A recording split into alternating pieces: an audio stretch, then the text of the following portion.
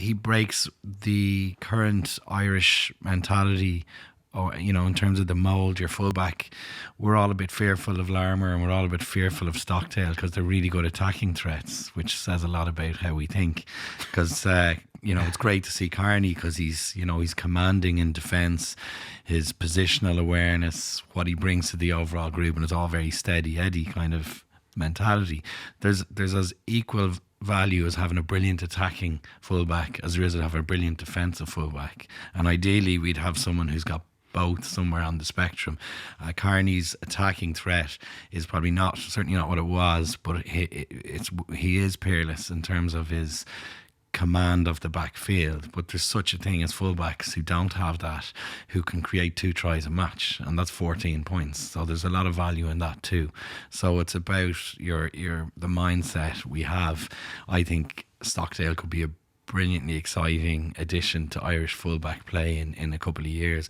I don't see it happening come October, November, but you got a little kind of inkling there last week of what is capable there, and the likes of Larmour and potentially even Henshaw in times to come, although he got criticised from the English game. There are options there when Rob retires, and they're probably more attack minded than defensive. Yeah, it's a really interesting question of philosophy, because the temptation to go is look at Stockdale, look at what he created in that Edinburgh game.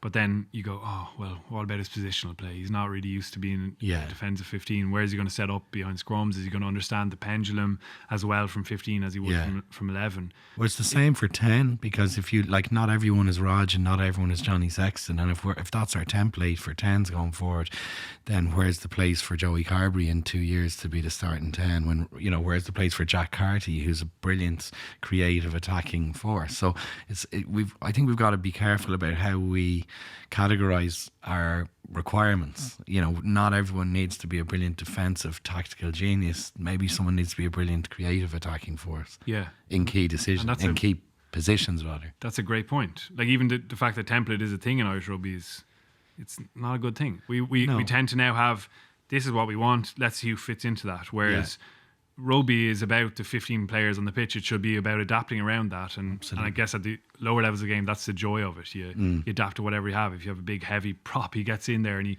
offers what he can at set piece, but that's maybe gone out of the game at the top level. Just the other thing on Stockdale I would say is, like, his resilience is extraordinary. Even within the space of a couple of minutes, we saw it against the All Blacks where he chipped to Kieran Reid and basically should have cost Ireland the game in that moment, and then goes and does a similar skill and pulls it off only minutes later to win Ireland the game.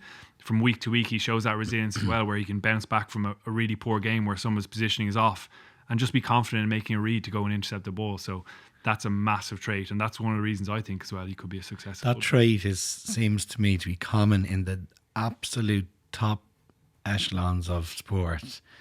Not just rugby. When you talk about Tiger Woods, when you talk about great basketball players, American footballers, GAA, the ones who can shrug off like it never happened, shrug off the mistake and carry it with them for about 5 seconds, are always the ones who are the top guys, because nobody is without mistakes and flaws. But the top guy, I used to absolutely torture myself on the field, and I'd be still rolling around in my head 15 minutes later. The best guys were like, it was a mistake, it's gone, I'm still class. And he's got that. I think everyone in life would be really jealous of that ability, that mental skill. And you don't know how it works. Is it just an ability to instantly forget, or is it such a core confidence that you go, that's not relevant? And that's the thing, we probably all kill ourselves over one mistake where we did a really good job loads of other times, but he's got the ability to remember that brilliant try he scored, or the fact that he broke records in a Grand Slam season when the rest of us are going, oh, he dropped the ball, finishing that non-try. So it's going to be really interesting to see just longer term as well how it works out for Stockdale.